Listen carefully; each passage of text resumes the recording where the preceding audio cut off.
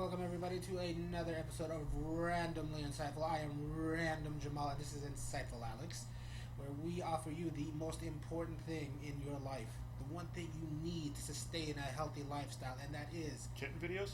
Kitten videos, and with a side of our reactions, the stuff. And speaking of stuff, we have stuff to react to today. It's actually the trailer for a movie called The Big Short.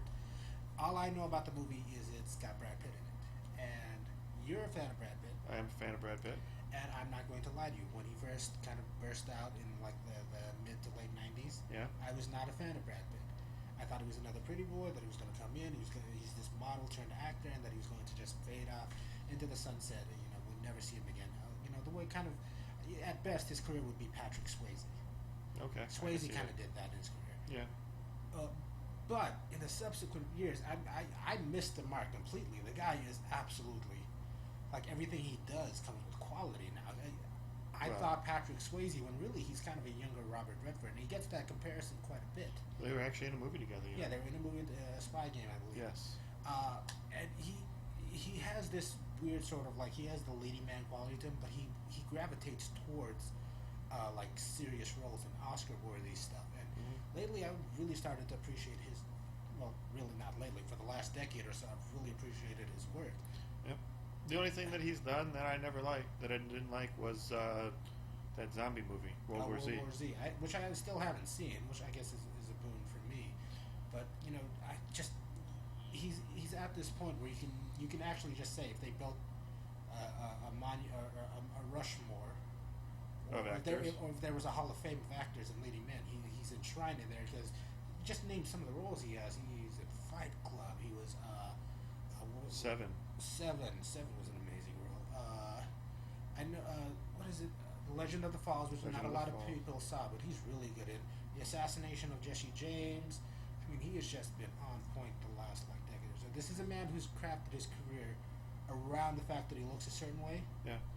Well, even when he does something silly like The Mexican, which is an amazing film, it's him, Julia Roberts, and James Gandolfini, which is, amazing cast right there. And it's this kind of a silly little romantic comedy, and he's brilliant in it.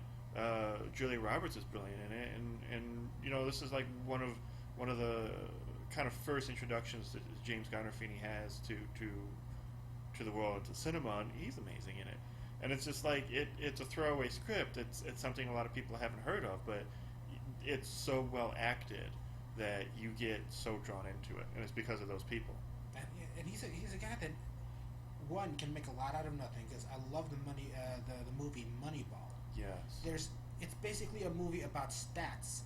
Yeah. And he gets an Oscar nod for it, and he makes it compelling. Or he surprises you by stretching. Benjamin Button is kind of like a character. It's the sort of thing you associate with Daniel Day-Lewis. You got to go off somewhere and learn how to move a certain way, and sound a certain way. He's able to do that too. Right. So we've said enough about Brad Pitt. We're both fans. We're fangirling right now. Let's just get to the trailer and see what we think. Let's do this. Without further ado.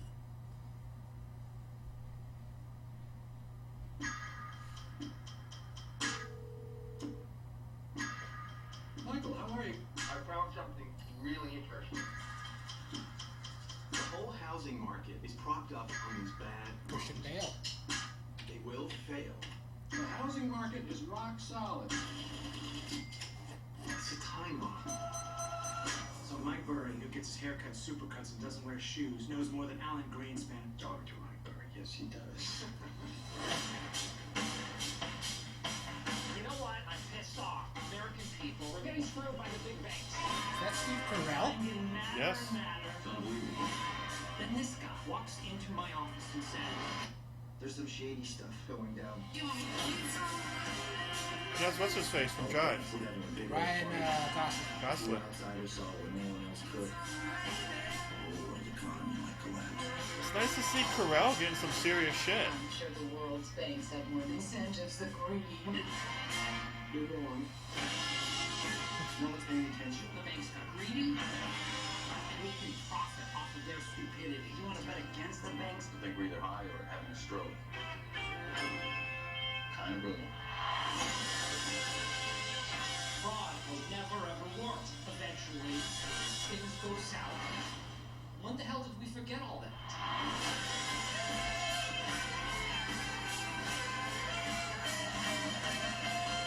How can events like this happen? It's fueled by stupidity. That's not stupidity, that's fraud. Tell me the difference between stupid and illegal, and I'll have my wife's brother arrested.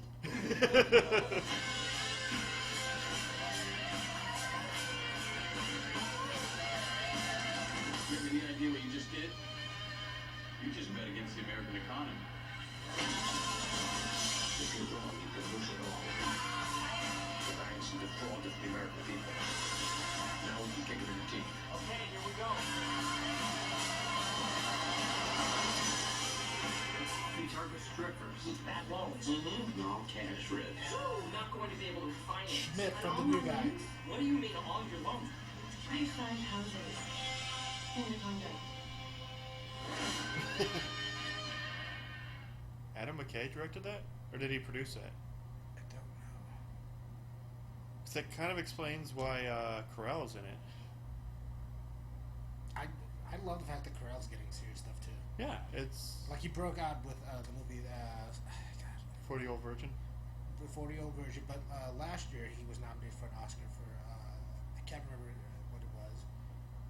Give me a second to Google it. I will. Yeah, but he was in a movie with Ryan Gosling as well, where Gosling kind of teaches him how to be a player, which is an amazing film. Yeah, which, by the way, if there's somebody who should be commended and already in Oscar contention here, it's whoever does the casting for this movie, because four Academy Award at least nominated actors: Christian Bale, Brad Pitt, multiple leading role. Yeah.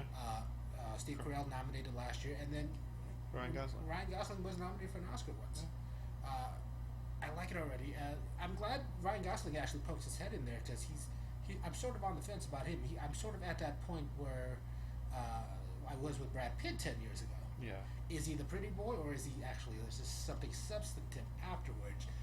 The difference between the both of them is when Brad Pitt kind of hit it big and started getting like serious roles, he sort of stayed doing like serious roles in Hollywood, whereas Ryan Reynolds is going off and doing movies like Drive. Gosling. Ryan Gosling is going off and doing movies like But Drive. Drive is an amazing movie. Have you seen it? It's an amazing movie, off the beaten path. Yeah. Well, I mean, Brad Pitt did that later on in his career. See, Gosling loves movies that are independent films, Yeah.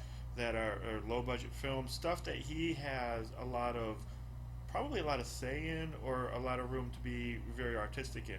So he does Drive. He does, the Something of the Pines. What was that one? Most of the Pines or something like that. Something like that, where he plays like a boxer or something. Place Beyond the Pines. Place Beyond the Pines.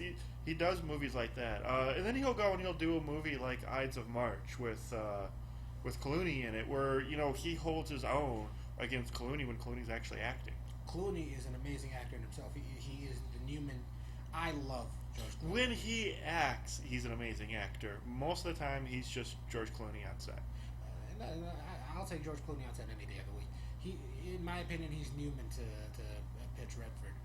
But give me 1 second to get that.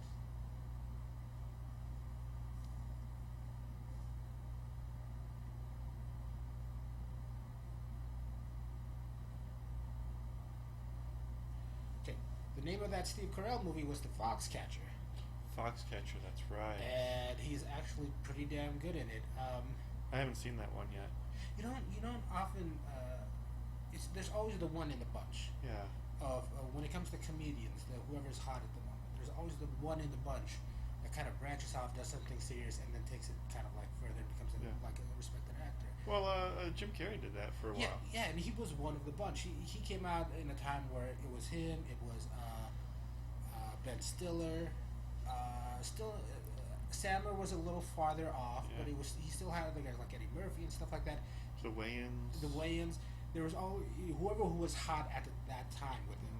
He was the one that kind of broke out and became somebody, and that could sort of be said about Sandler. I mean, Sandler has had some decent stuff.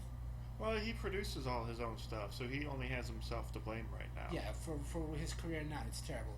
But when you watch something like Punch Drunk Love, and you see that there's something a little bit more behind there that we're just not getting. Or 50 First Dates, Yeah. or The Wedding Singer. When he's on, he's great. When he's not, he's. Yeah. Oddly enough, I would have said Ben Stiller because the guy writes, directs, does all that stuff, and I would have said he was going to be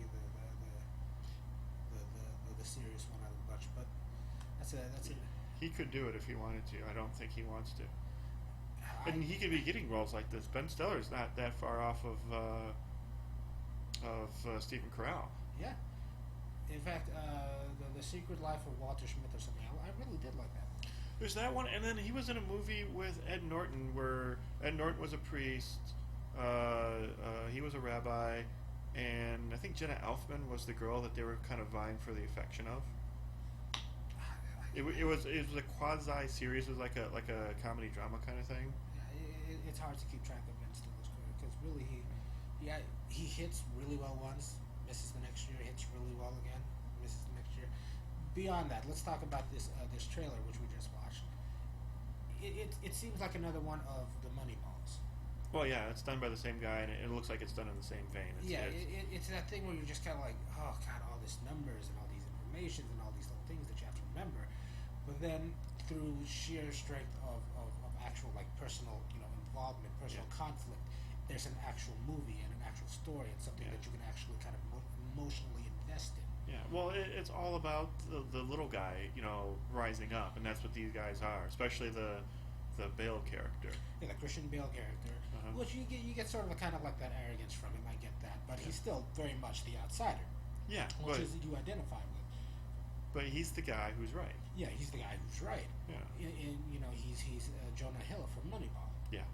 And again, Brad Pitt looks great in this. Yes. But Brad Pitt has this sort of him, Clooney, to an extent, Damon, Affleck, and some of the other guys that have been nominated or been around that circuit for the last few years have this quality that even Daniel Day-Lewis doesn't have, in that some of their characters come from just them. Yeah. And you get that from this. It's Brad Pitt juxtaposed with a little transformation, and then placed on screen. Yeah. And which is fine. I'm okay with that. It's not a terribly exciting trailer, to be honest with you. I mean, I think they made it as exciting as they could make this movie look. Yeah. And it's going to be in the same vein of like The Wolf of Wall Street. You have to like a movie like that to want to see a movie like this. Well, I'm glad you bring up Wolf of Wall Street. I think just because of the countercultural elements of that movie, it was easier to sell that on excitement as opposed to this, where it's just kind of like straight up negotiating. Whereas Wolf of Wall Street, you had Leonardo DiCaprio kind of like living the high life. Yeah, him and his drugs. But these are guys who are getting to the Wolf of Wall Street position, basically. Yeah. And well, this is a less a sensationalized version of that. This is kind of like Ocean's 11, the prequel. Yeah, Ocean's 11, the prequel, the accounting years. Yes. I like what I saw from Steve Carell. I'm on the fence about Gosling and just. Well, they showed very little of his character, so. They showed very little, and what I did see, I didn't like. I like the fact that nobody looks like cool or good in this movie. Like Stephen Carell has that horrible wig. Gosling. Bale has that horrible wig. He's got this weird facial hair. Brad Pitt. Gosling has a horrible wig on. They all look bad, and it's hard to make these guys look bad. Like when Brad Pitt was on Burn After Reading, they found out they bought suits off the rack, like cheap bad suits off the rack, and put them on Brad Pitt, and found out he still looks good in those suits. Because it's Brad fucking Pitt. I mean, you look good at anything. They had to make him suits that purposely looked bad on him just to get that effect. Jesus. So these You guys. have champagne problems, Brad. Yes, these guys look good no matter what, and they did a really good job of kind of uglying them up. They really did a Charlie Theron job on them. Charlize Theron job on them, and that kind of excites me because they're not relying on their looks; they're relying on their talent right now. Which is again, whoever. I didn't get enough of Bale in this for my liking. I thought we could have had a little bit more. He dominated the beginning of it, but We got a lot of Stephen Carell out of this. we Actually, got a lot of Stephen Carell, and I like what I see from Stephen. Yeah.